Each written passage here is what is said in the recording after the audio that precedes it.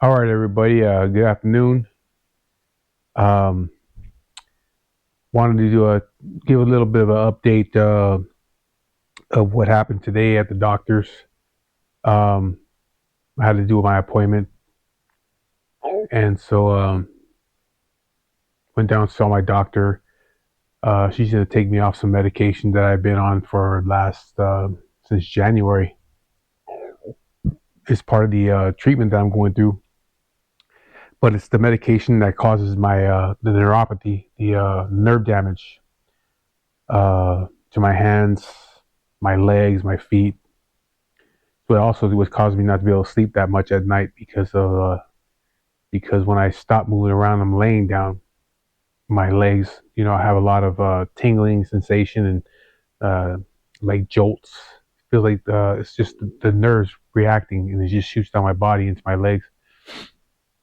So she's like, "Well, I don't think we need that anymore. Everything's looking good right now. We're gonna keep doing the immunotherapy and the chemo, but we're gonna take you out the medication." So she's just saying, hopefully, it didn't do permanent nerve damage uh, because, like I said, my hands are always tingling. My fingertips, my toes, my tips of my toes are always tingling. So yeah, they took me off that. They're gonna take me off that medication. So hopefully, I don't have permanent nerve damage. But anyways, um, besides that, what I wanted to talk about today was, I tell a lot of stories and things about when I was younger, and I don't want people to think um, that everything was always bad. You know what I mean? In my childhood, because in anybody's life, every day is not bad. You know what I mean? Yeah, there was more bad times than good times. And there was a lot of violence and shit like that. But I can look back on it and say, there was good times too. Um, I think about some of the things. I laugh about some of them. You know what I mean? Like when it wasn't bad at home. Uh, I think about you know some of the things that just now it makes me laugh. You know what I mean? Just just say for instance, and I was talking to my dad about it one day when he was over here. I was like, man, when we were kids, dude, you were a fucking tightwad. You were tight, man. Like he was tight. You know what I mean? My dad's excuse was like, we'd ask my dad like, hey, like a new toy would come out, a transformer, or you know, whatever it was that came out. Like, hey, dad, can we get one of those? His answer was always the same. Why? So you can break it? So I can waste my money? So you can break it? You're gonna have it for like a day or two, and you're gonna break it, and you're just gonna waste my money. He always said that, always. And I think about it now, and I laugh about it because yeah, it usually happened. Because I remember one time I had asked them if they buy me a remote control car, and I remember it was a Tyco remote control car, a small one, and they bought it. I was surprised they bought it for me, and I took it outside and I was in the alley and I was racing down up and down the alley. I had it for less than an hour. I was trying to do jumps with it and shit, and I snapped the axle on it, and I was like, oh fuck, now I'm in trouble, I took it in the house and I was like, I told my dad that it broke, and he fucking flipped. That's really what he said. See, that's why I don't fucking buy you nothing. That's why I just wasted all this money. You broke it, and it's only been a fucking hour. You broke the fucking thing already. Don't ask for shit, So that was his excuse all the time. Why? So you can break it. And we were talking to one day, and I says, I was telling him, I was telling my wife the story. First, I'll tell my wife the story about my dad, and then I was telling my dad how like I had been telling my wife some of the funny shit that he was the way he was, you know, like we go say we went to Redondo Beach to the pier, and we want to get an ice cream cone. They have the ice cream cones where the soft serve ice cream that have the swirl, the chocolate and vanilla. Um, and like he would get himself the big fucking sugar cone with all kinds of toppings and whipped cream and all that shit on it. Him and my mom, they would get that. But most of the time it was him because sometimes my mom would just get a regular ice cream cone, but this guy would get one of those ones, right? And he just gets a regular cone, regular cone with ice cream on it. Like, hey, can we get one of those big ones? Like, no. You got money? You have a job? Like, fuck, all right. Guess I'll just take what the fuck you give me. And so, shit like that. There was an ice cream man when we lived in Long Beach that he served soft serve ice cream. And, he would come through in the summertime, and my dad would go out there, like, come on, let's go get ice cream. The ice cream man would come, and my dad would get like a banana split, and they put the three different kind of ice cream, the soft serve ice cream though, so whatever the fuck he wanted on it, and we could even ask for that. You know what I mean? It's like, hey, can we get at least a double cone because they had the cone that it was a regular cone, but it had two like cups on like right here, so you can put two different kind of ice creams. Like it was like a double cone. Didn't ask for the banana split because you ain't gonna get that shit. But we try to get that double one. Like, hey, can we get one of the double cones? And what for? Just get that one. To get the single one. You ain't gonna eat all that shit anyway. Got a job? Got money? Fuck, bro. Like, or me and my brother, uh, we used to dig in the couch cushions. We used to dig in the couch cushion for quarters because my dad would come home from work, and sometimes he would lay on the couch, and the change would fall out of his pockets, and it would fall in between the cushions. I remember one time I think we found like $10 or $20 worth of coins in the couch. We were digging in there. We found all kinds of coins stuffed way in the crevice down there. And I remember, but we used to do that shit all the time. We fucking try to find coins in the couch so we can go to the corner store and play, video games, play arcade games. And he would be like, he would like, hey, where'd you get money to play fucking arcade games? Like, oh, we found money in the couch. You found money in the couch. You have a job? So that's my money. Anything you find in that couch, that's my money. That's money out of my pocket. Don't be fucking stealing. Don't be stealing. Don't go. Don't. If you find change here, you didn't find shit. It's in my house. It's my change. It's not yours. Don't fucking touch it. Like, damn. Like, what a dick. You didn't even know this shit was in the couch. So we would go around that and ask my mom, like, hey, mom, can we go and dig through the couch cushions and look under the couch for change so we can go to the store? And she's like, yeah, go ahead. But she also like, but don't tell your dad. Like, all right. So we had to get permission from my mom to dig through the couch cushions and move the couch and look under the couch, or go into the car and look under the seats and shit like that. And we come up, look in the ashtray, find change, and we go play video games or go buy candy or whatever. And my dad would, if he knew, he would get fucking mad because he said that was his money because my mom didn't have a job either. So everything belonged to my dad. It was in his house. He's the one with a job. You didn't have a job. You're a kid. That's his money. And I told the story about when I got my first job as a paperboy. He took money, said I had to pay rent. You know, but I think of those things and it just makes me laugh. Like, I guess it was they're good lessons though. You know what I mean? Because I kind of I took to that shit. You know what I mean? And I was the same way with my kids. You know what I mean? Like, you didn't find shit in this house. This is my house. Whatever's in here is mine. You ain't got a job.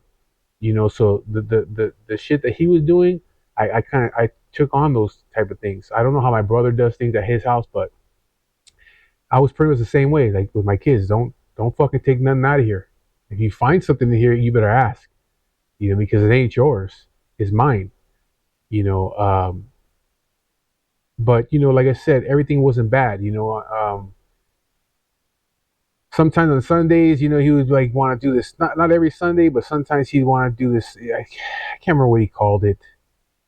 the family cruise or whatever the fuck it was, because my dad always had old cars. Always, there was always at least one old car that he had, and so like on a Sunday he was like, "Come on, let's go on the family cruise." Family fucking cruise Sunday, or I don't know what the fuck he called it. He called it He made a name for it or some shit, and we were like, "Oh fuck, here we go, same old shit."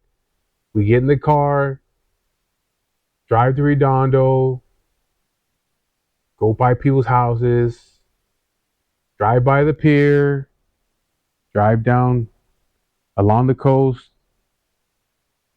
drive up into PV, along the coast, hit Point Furman, come back down fucking Gaffey, maybe stop and see a relative or two out there, stop and get something to eat maybe, and come back home. And so it was like, I don't know, I remind me of like Al Bundy or some bullshit, you know what I mean? Like, oh, here we go, the fucking family cruise day. Like, it wasn't every Sunday, but it was on Sundays that we did shit like that, because usually he worked like 6 days a week, but it wasn't always, like in life, it wasn't always all fucked up and bad, and you know what I mean. I did as a kid walk on fucking eggshells, though. I did as a kid. I was always worried, what I mean, of what's gonna happen. You know what I mean? Like I did try to avoid being in my home on the weekends. You know what I mean? And so that's also another part of this video. And that's just growing up right there in the South Bay. Um, as a kid, we were talking about the early '80s. You know, when I think about it, shit, we had a lot of fucking fun out there. It was a lot of fun growing up by the beach. You know what I mean? Or there was a lot of shit going on. You know what I mean? We didn't live in like some, small rural city or town somewhere in the middle of nowhere. We grew up in LA County, but it felt like kind of like living that way, because everybody knew each other in that city, even though it was where it's LA. Um, back then, shit, there was only one bum in our neighborhood. In the city I lived in, there was only one bum. I lived in Lawndale. There was only one fucking bum. His name was Mike the Bum. The dude died maybe like 7 years ago, probably. It was in the newspaper. It was in the fucking newspaper that this guy died, because he was so well known. Mike the Bum. We were all afraid of him.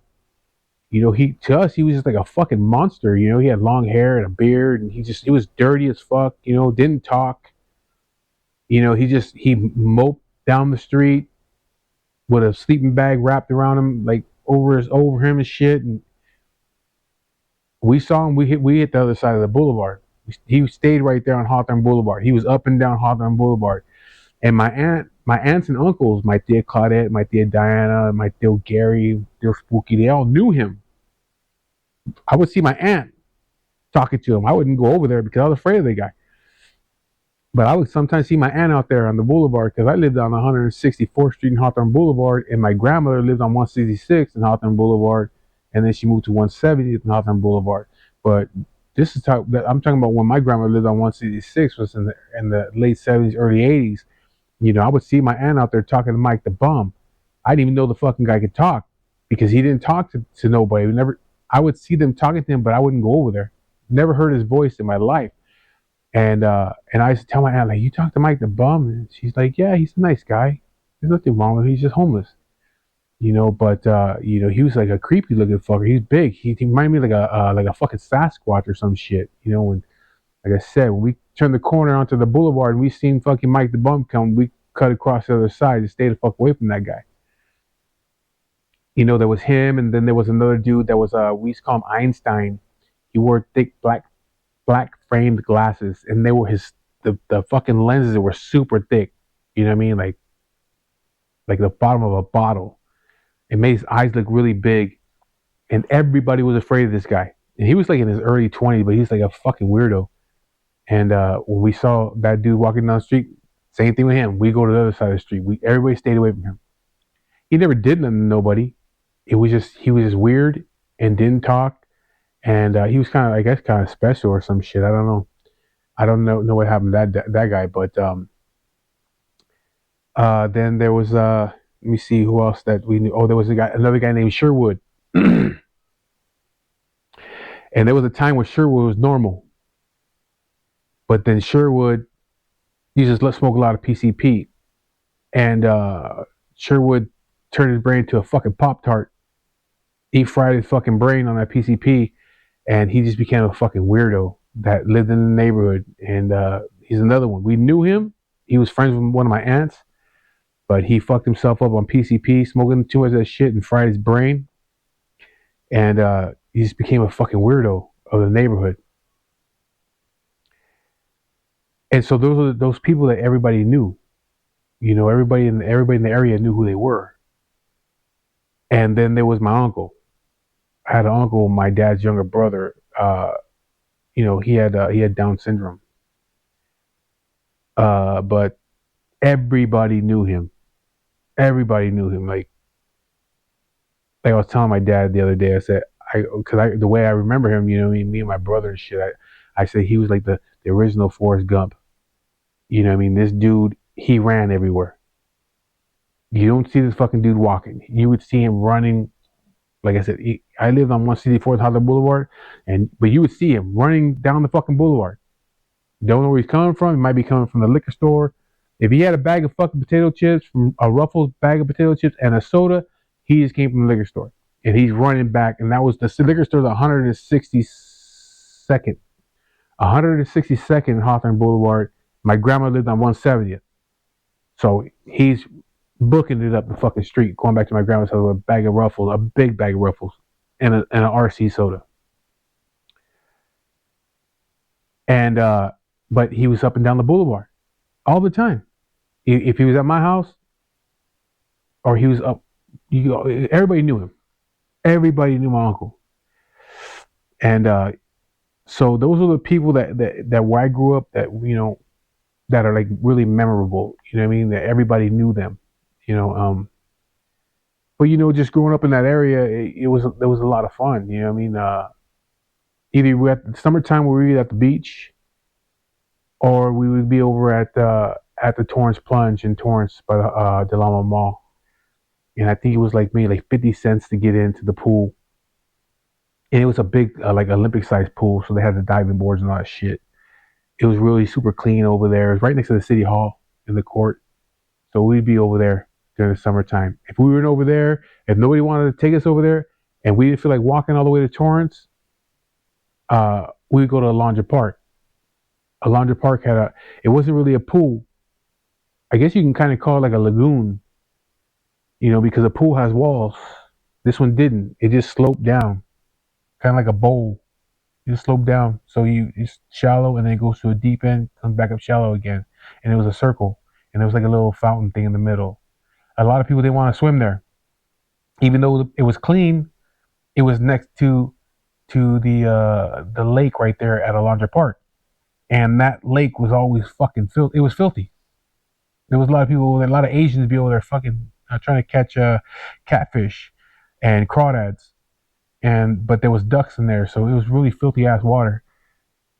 The water from the pool because the pool was higher, the lagoon area was higher than the pond, the lake. So the water from the kids splashing shit like would flow over into the lake, but the lake water couldn't flow back in. So, you know, but a lot of kids didn't want to swim over there because they thought the water was all the same. It wasn't. The water was clean and clear over here at the lagoon area. So we'd hang out there, or we'd go to Hawthorne High School. Hawthorne High School in the summertime would you know, they opened up in the summertime for kids to go over there and go swimming. So you paid like 25 cents or 50 cents, whatever it was, to get in there. And they had two pools. I think it was two or three. I think it was two pools. They had the really deep pool with the platform diving board for the swim team, and then they had a smaller pool, a shallower pool. And so we went over there because they had the platform. The one at Torrance Plunge didn't have that. They just had a high dive. Hawthorne had the platform. And every once in a while, we go to Miracosta, the city college over there in El Segundo, and they used to do the same thing. Pay like 50 cents to get into the pool, and it was indoor pool. So yeah, during the summertime, that's what we do. And then most of the kids, like I said in another video, the kids from Gardena, from Lawndale, from Redondo, even the kids from Torrance, we all played baseball against each other. So all of us were like playing Little League. I played Little League for a while, and then I also played Pop Warner. And so we all knew each other from playing football and playing baseball against each other. And in those areas right there, I mean, I didn't know what it was like outside the areas because I never really went out of the harbor as a kid. I stayed there in the harbor in the South Bay. But all the parks there in the area, like Jane Addams Park, William Green Park, they had these. My mom used to take me as a kid. They had these. They were kiddie pools. Most of the parks had them, and these pools were like meant for just little kids. They were. I think at the deepest part of that pool, it was probably like a foot. So it was mainly for like I said, little kids that could just sit in there and splash around and shit.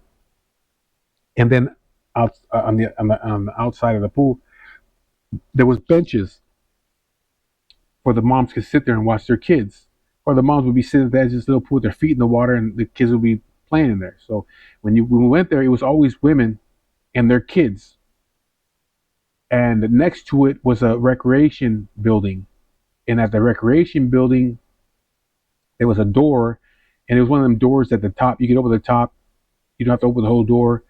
And so they would open the top part, and there would be a lady standing there, like watching, make sure that everything's okay out there. But she wasn't a lifeguard, but she would just be standing there watching, because there was a couple women that worked in that building, and they would just check, see if the kids are okay, and see if any of the mothers needed anything.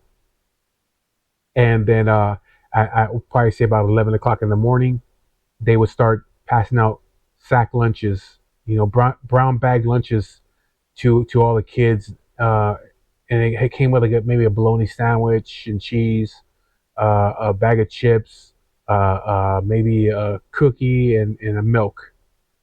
And so we would go there on the weekends. On in the summertime, mom would take me as a little kid, and we go get free lunch. You didn't have to be swimming in that pool to get free lunch, though. You know what I mean? The kids that were in the neighborhood, that the kids like 7, 8, 9 years old, 10 years old, they'd be lined up on the other side, and they would get free sack lunches. All the kids can get them until they ran out. So they were every weekend, they were in the summertime.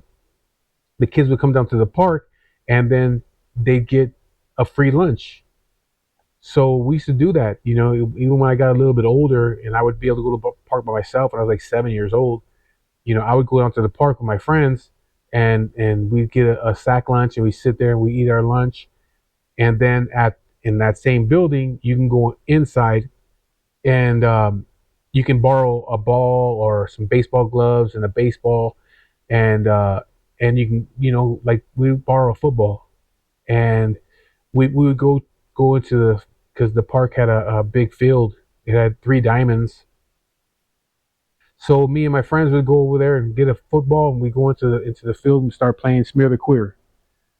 And more kids would show up. Next thing you know, we're having a big game, or if we had enough people, we start a football game and play football. If we had enough guys, we'd borrow some gloves and a bat and a baseball, and we start a baseball game. Other times we go to the park, and there would be kids out there playing caroms. And if you don't know what caroms are, it's a square wooden board. It has pockets, kind of like a pool table. Has these little. They kind of look like the Connect Four things. They're made out of wood. They're red and black, and there was a white one, and it had sticks. And so it's kind of like pool. And but we'd be out there gambling. with other kids. I'm like 7 years old, 8 years old. So you get a quarter and you put the quarter on the edge of the table, and whoever's quarter was up next, you go play, and you play against whoever was the winner of the last game. And I remember there was a couple kids out there that were like really good, and in order to play, you had to have a quarter, so because you had to bet. So there was a couple kids there, man, that they were like to us, like I said, I'm like 7 years old, 8 years old. These kids are around 10. They were like fucking pros to us. We all looked up to them, because they knew how to play. They knew how to bank off the sides and shit like that, and make the pockets. Um, and they would be on the table for like fucking 2 hours, collecting a quarter every single time. And I remember there would be other kids from, like, say, out of Redondo that would play at the parks over there, like would come over to our side and play against the guy that was at our park that was like the number one guy, and they would be going at it quarter after quarter. Um, and we just sit there like in awe watching these two guys playing. I mean, they're like 10, 11 years old, whatever.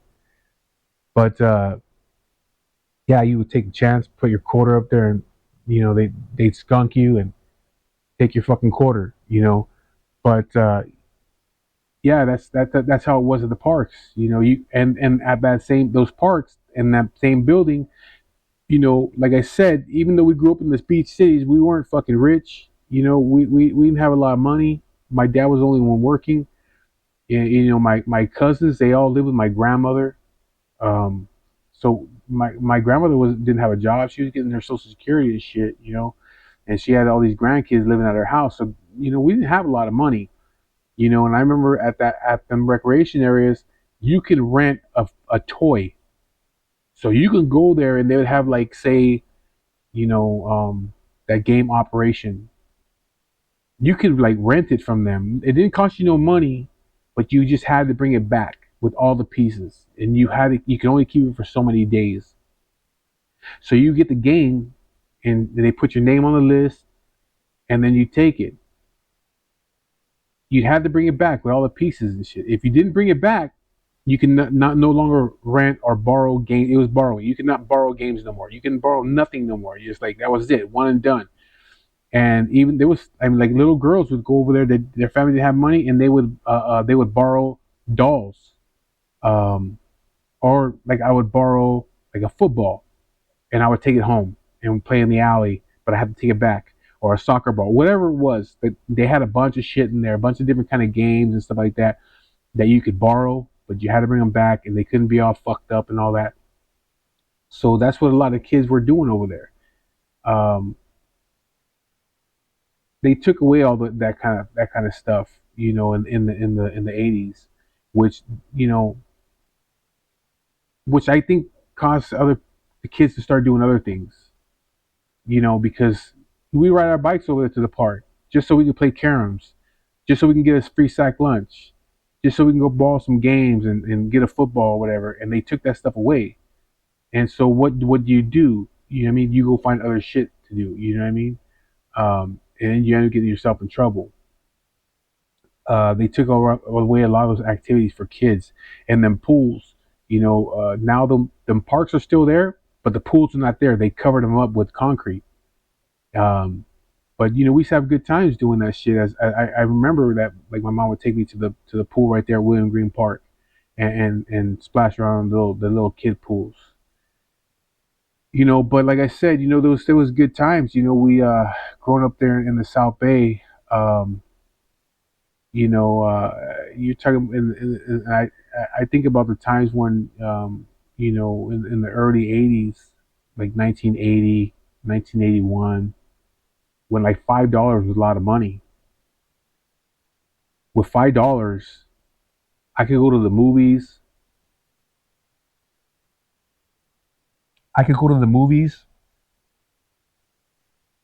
get in, get popcorn, get a soda, get candy, still have money left over, and on the way home, get like something from Taco Bell, because Taco Bell back then had the Taco Bell Grande, which was a regular taco, but they were like this big. They were like double. You get that? Some. They didn't have them cinnamon twist shit. They had the tortilla chips that had the cinnamon and sugar on them, not that cinnamon twist shit they have now, and a soda. So with $5, I could do all that. And or if I didn't want to go there after I left the movies at the South Bay Center, I would go over to Ice Cream Circus, which was next to the bowling alley right there on Hawthorne Boulevard and 182nd, 182nd Hawthorne Boulevard. I think 182nd.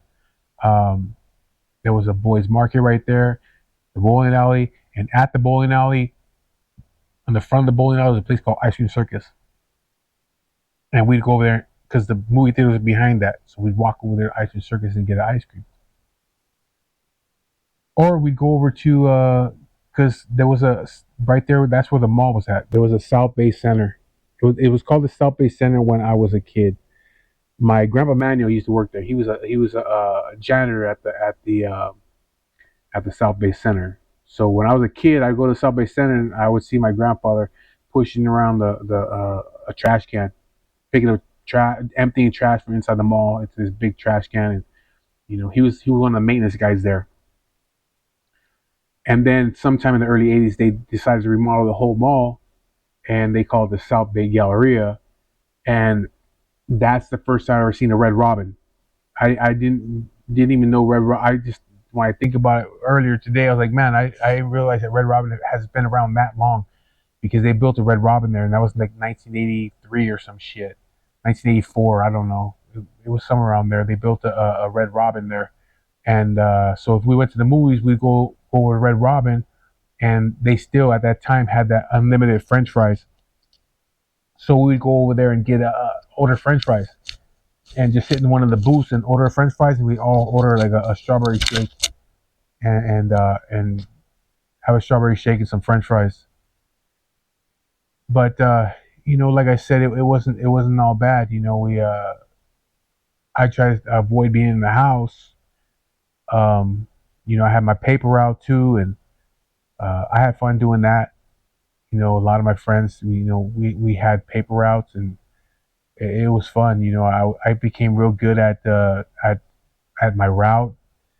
I became really fast at folding the papers because we just put a bunch of rubber bands on our arm. We have big bags of rubber bands. We put a bunch of rubber bands on our arm, and then we fold the paper and then pull the rubber band right over it, put it in our bag, and boom, boom. We'll take like 10 minutes to fold and rubber band all our newspapers, and then we hit our areas, go home and do our homework. Weekends had to get up at like 5 in the morning because people wanted their morning coffee and their newspaper. So you had to be up at 5 in the morning folding papers, and then be done with your route at least by 6:30, 7 o'clock in the morning. That way, when like I said, the men wanted their newspapers and shit. And it's funny because you don't see that no more. You don't see newspapers no more. Not only don't you don't see the because there was a time where they got rid of that shit. They got rid of it. There was no more kids delivering newspapers. It was adults, and they were doing it in their cars and their pickup trucks and shit like that. But that all went away because you have everything's on your phone. You don't need a newspaper. But these are the things they took away from kids. They took the pools away. They took away the programs for the kids at the park. They took away those paper routes for all the kids in the area. And again, when you took all those things away, the kids started doing other shit and getting into fucking problems.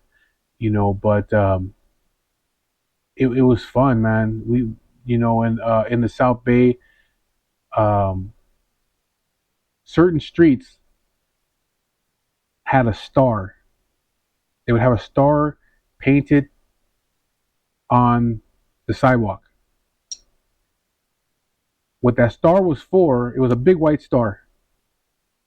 And what that star was for was every year at Christmas time, there was a guy, and this guy was an old man. He owned a mattress store off of Hawthorne Boulevard. And what this old man did, he dressed up as Santa Claus. And then he had a pickup truck that pulled a big sled or sleigh, big sleigh, all painted red and white, had lights on it and shit like that.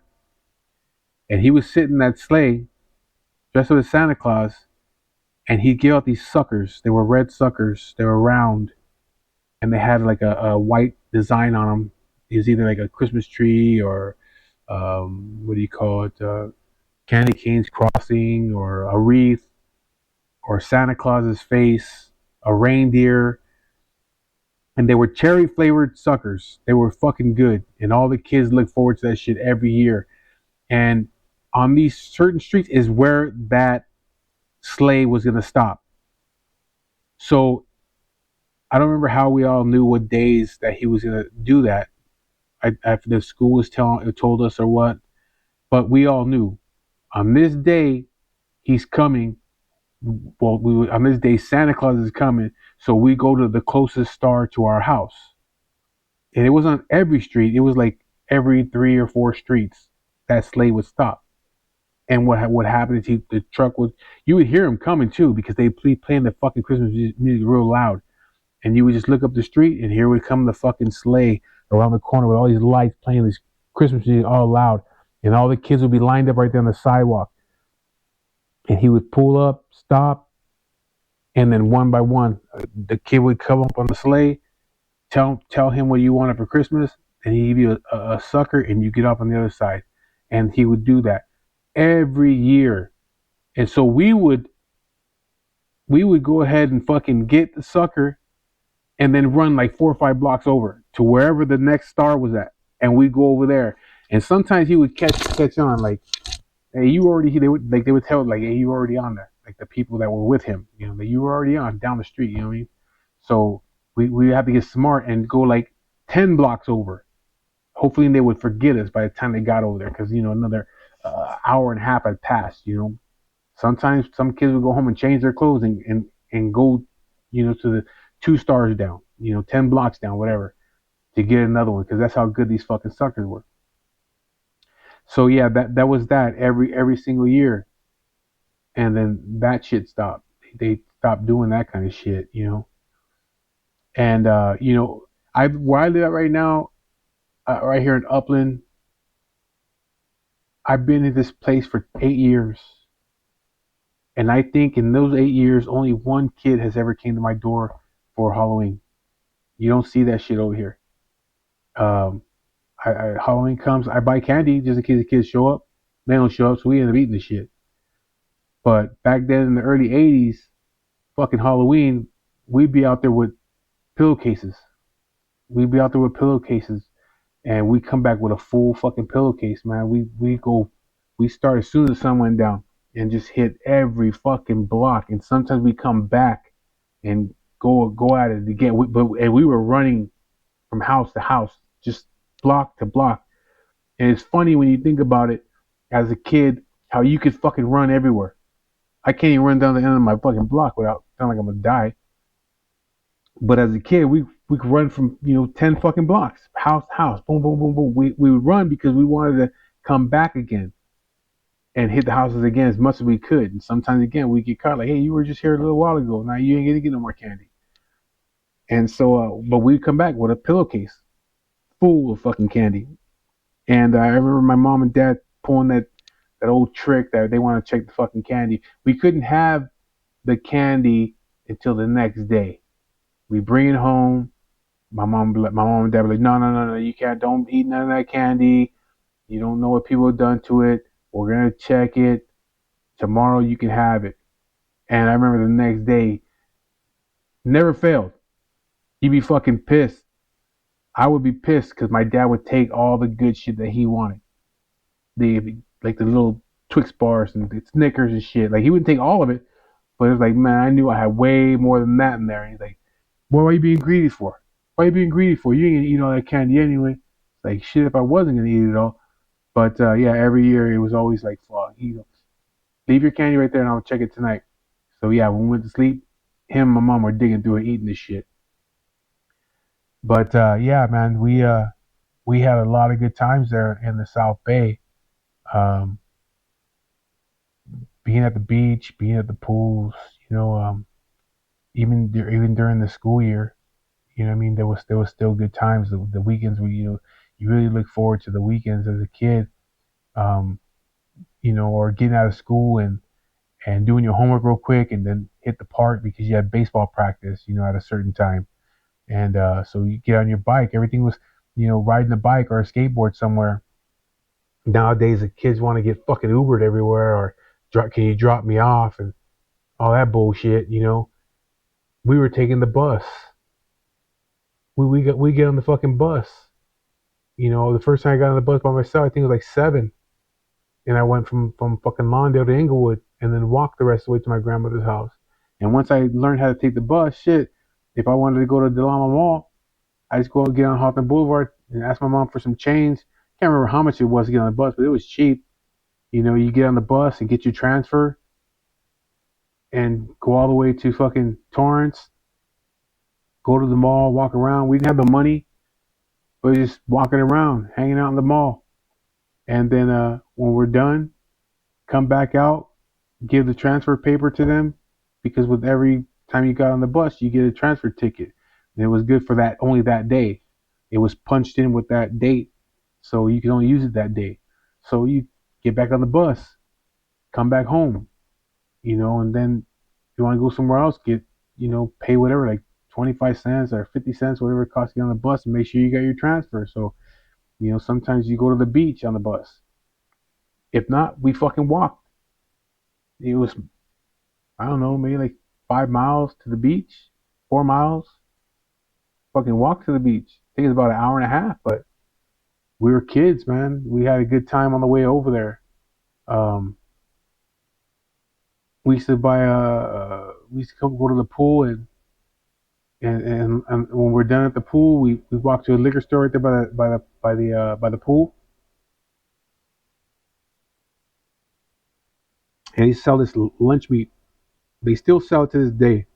It's the cheapest fucking lunch meat you can buy. Comes in a little package, and it's like paper thin, super fucking thin lunch meat. And it came like maybe like 10 slices. Is round. It was round. No, I think it was round. No, it's a square sheets of lunch meat that were like you can see through the shit. That turkey, ham, and roast beef, and we'd all buy one of those and a soda, and we share the soda. Just as we're walking home, because it's either you're gonna get a bus ride home, or you're gonna go to the store and buy yourself something with the money. So we like fuck it, let's go to the store, buy some lunch meat and a soda, and we'll walk home. It only took us like an hour. If we ran, it took us about 45 minutes. But we stop and get our lunch meat and start walking down Prairie and uh, fuck around on the way home. You know, throwing rocks or whatever the fuck we did. We had good times. It's so much different now. It's so much different to see that there's no kids outside. There's kids on my block, but they don't come outside. I only see my neighbor's kid. He rides around sometimes on a scooter, and every once in a while you'll see a couple kids out there, but they don't come outside. They're always in the house, fucking playing games and shit. And there's a lot of kids live on my block, but they ain't outside. They don't go fucking trick or treating on Halloween. I don't know if people are even really doing that because I don't see it on my street. On my street, Halloween, there's nobody walking up and down the street with their kids at all. So I don't know. Maybe I think it's just people are just too afraid to allow their kids to have candy from strangers and shit. But shit, those were the good times for us. It was kind of like it kind of reminds me of the movie Sandlot. When they're having the block parties and the fireworks are going off. And that's another thing, man. Back then, all the shit that's illegal now was legal. So when we went to the fireworks stand, it was we got the bottle rockets, Roman can all that good shit. I remember being because I was on the baseball team. Our baseball team would have their own fireworks stand over on and Hawthorne Boulevard and El Segundo maybe El Segundo, yeah, yeah, it was El Segundo and Hawthorne Boulevard. think it was a boys market right there, and we would have a fireworks stand every year. My mom worked in it. My mom was like the team mom or some whatever the fuck they call them. So her and some other women that had kids on our baseball team, they worked the fireworks stand. And my mom used to fucking be passing fireworks out the back door to my family members. Like my family members come over and get a bunch of fireworks. My mom was just passing them shits out the back door to them. So we'd always have like a shitload of fireworks on 4th of July if my mom was working the fireworks stand. Because they were stealing the fucking fireworks.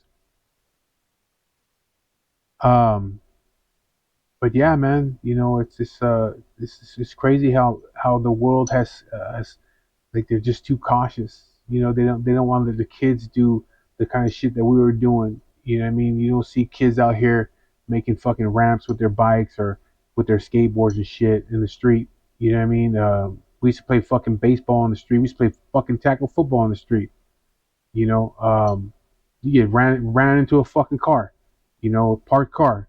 We fucking tackle you, smash you into a fucking parked car.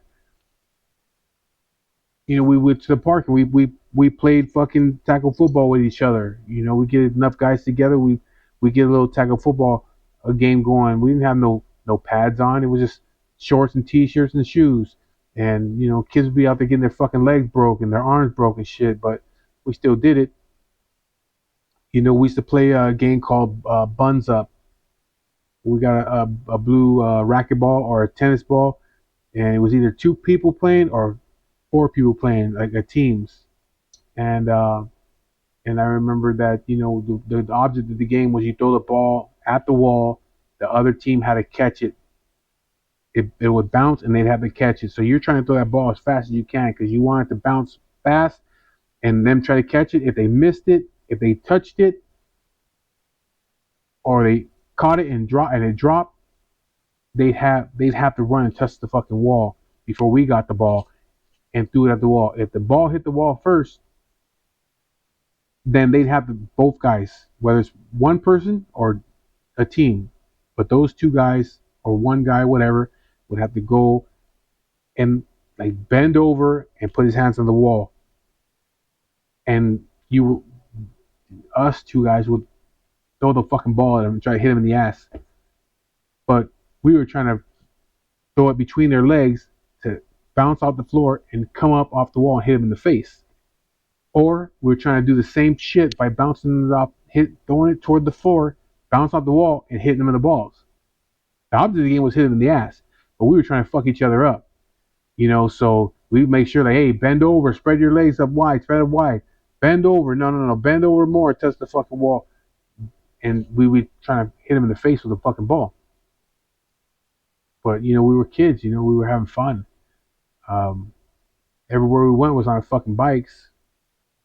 I always had decent bikes because I had two cousins.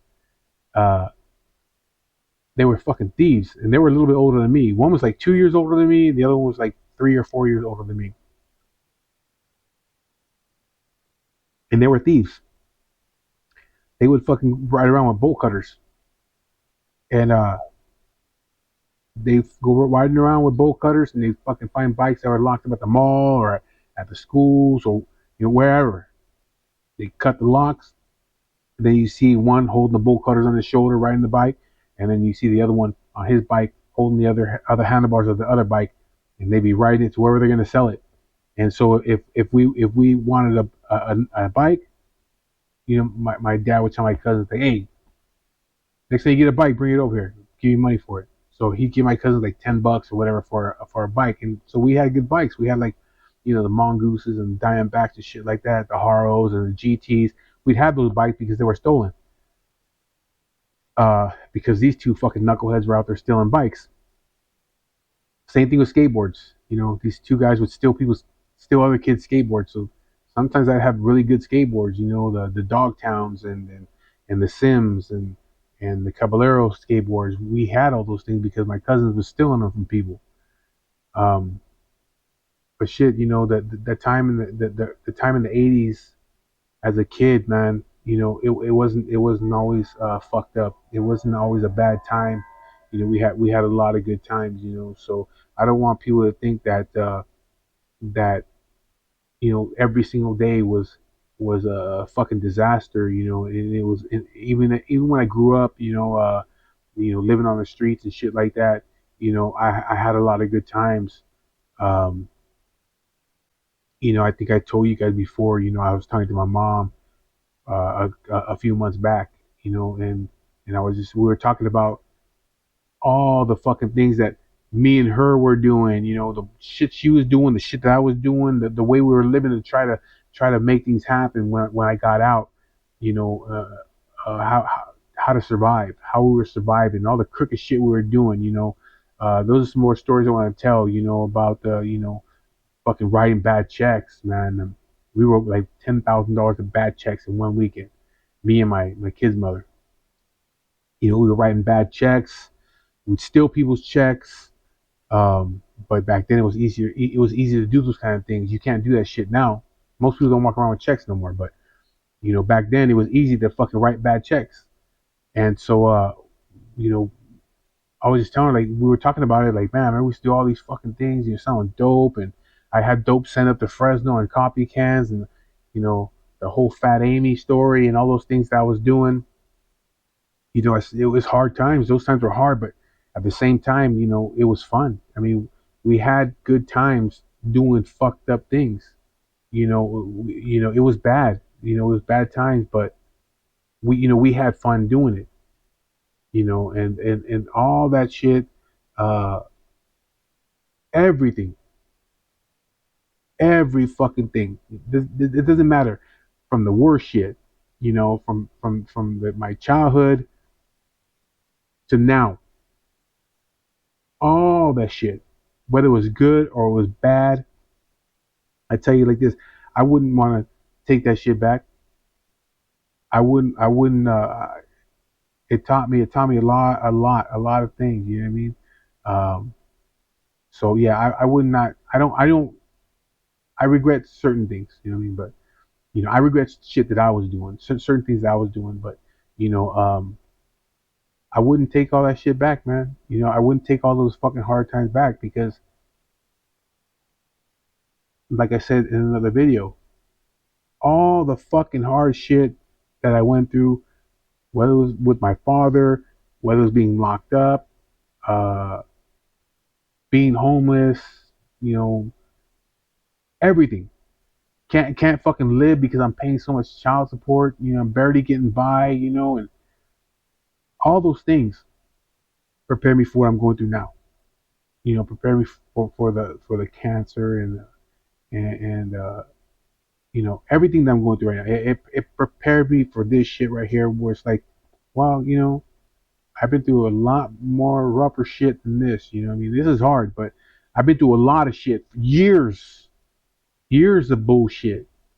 This whole cancer journey has only been since I think I found out in November, so it hasn't even been a year yet.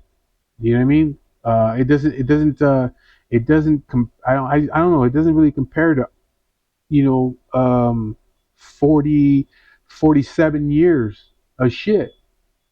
47 years, not all of hard times, but a lot of it was hard times. You know what I mean? But again, like I said in the beginning of the video, it wasn't always hard times. And even now that I'm older, I look back at some of the fucking hard times and I laugh about it, like, fuck, man, we did some fucked up things, man, or yeah, that was fucked up. But you know, now it's like you can laugh about it and be like, it's not that big of a deal. It didn't kill me. I made it through it. So how bad could it really be? You know what I mean? So that's my video. Just want to talk about, like I said, it wasn't it's not always fucked up. It's not always bad times. Um, and if you learn from the shit, then how bad can it really be if you're learning lessons from it? And I learned a lot of shit from all the fucking bad times. I learned a lot, and like I said, it prepared me for what I'm going through right now. So, how bad could it really be? You know what I mean? I guess it's just as bad as you make it. You know what I mean? And so I kind of got past all that bullshit, But anyways, that's the video for today. I know it's not all the like the other videos and shit, but like I said, I just want to let people know that it wasn't always fucked up times. There was some good times there. And so anyways, thanks for watching. Like, share, and subscribe. I think I'm like I might be like 9 people away from that 500. So once I hit that five, then I'll work on 1,000. Um, but yeah, maybe tomorrow on the next video, I probably will be talking about the times where uh, a lot of us were writing bad checks. The whole fucking family, we all did it within a month period. We all did it. We spent a lot of fucking money.